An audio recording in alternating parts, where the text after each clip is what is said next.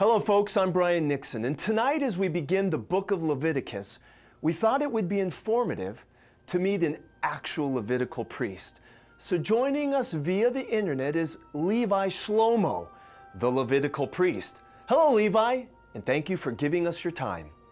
Giving? What giving? I thought I got a talent fee. Talent offering. Yeah, that's what I meant. Well, we could work that out later, Levi, but for now, tell us what it's like being a Levitical priest. Well, it's a bloody good job. Get it? I love that one. Always cracks them up at the bar mitzvah. But honestly, the hours are good and the benefits are not too shabby. By the way, here's a picture of me and the boys at our last priest picnic. That's me in the center. Yeah, right there. That's me. So good looking, it's not fair. Very nice. Okay, Levi. Now, you guys kill a lot of animals for your sacrifices. I'm curious, do the animal rights people ever protest at the temples? Sure, we had a heckler or two, but then we drag out the big old book of the law, and that pretty much puts the kibosh on the protest, if you know what I mean. Effective. Now, Levi, you have a lot of offerings to keep track of. For example, the grain offering, the drink offering, the peace offering. But one is really interesting. What is the wave offering? Is it similar to what we see today? Wow, that's a big congregation. Actually, the wave offering was one of the bennies of this job. Get this, the sacrifice was waved before God, and then he released it back to us to feed the priests. Such a deal. Well, that is a good deal, Levi. But can you tell us about the burnt offering? Actually, my wife invented that. One night she was making lamb stew, and oi, did she burn it. It smelled great, but tasted terrible.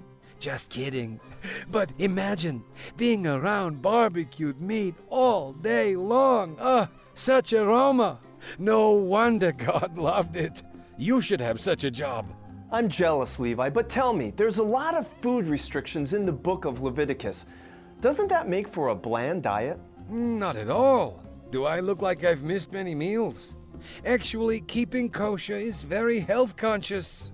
Okay, Levi, one last question. Tell us about Urim and Thummim. You mean Nadab and Abihu's cousins? The musicians? Yeah, they had quite a band. Played all the dances at Solomon's porch. Urim played a mean trumpet. No, Levi. I mean the Urim and Thummim, stones. Oh, that Urim and Thummim. They were stones, like you said, used by the high priest to determine God's will in a situation. But you know, getting back to the band, they were really good. You should listen to their greatest hits.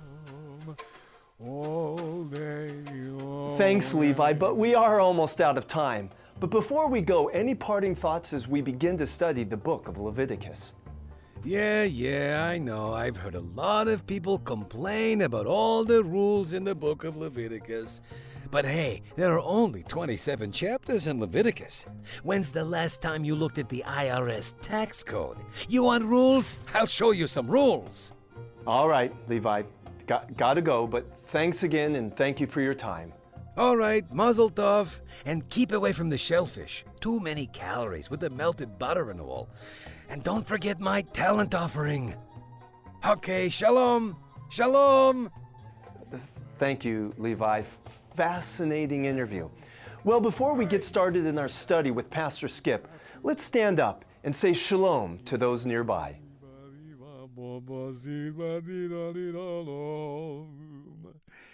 If I